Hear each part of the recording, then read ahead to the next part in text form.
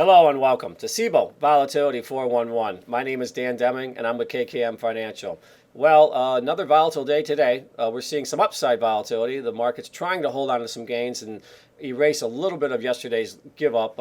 Certainly, we did see the SPX up almost 3% intraday, now up about 1.7%, but still a big range for the VIX. And the VIX cash is now at 2-month highs, basically. When you look at the price range today, 34.97 low, 44.16 high, currently right around 39. That's down slightly on the day. And we look at the futures market, we are looking at some negative roll.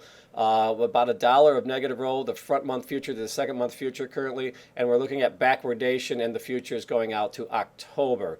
I want to point out that as you see the price action here, we are seeing a volatility expectations being pushed towards the front end of the curve.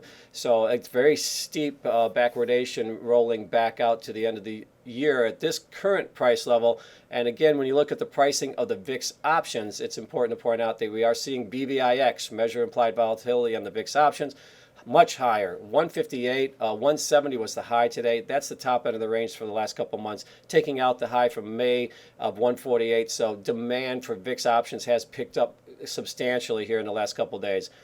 Front month options, I should say, are certainly in demand here as we roll into expiration next week. 37 half line and then all the way up to the 57 half line. That's where your big action is in June.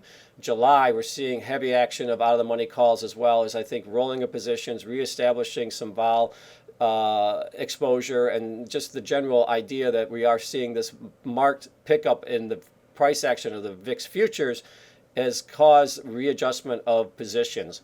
Looking at next week, expiration, quadruple expiration is going to be a big one, I believe. So the volatility expectations will probably remain elevated. Couple that with retail sales and housing information, and then this whole narrative surrounding the Fed and the economic activity picking up and the COVID-19 situation. All those are going to play, I believe, into the vol structure as we roll into expiration week next week.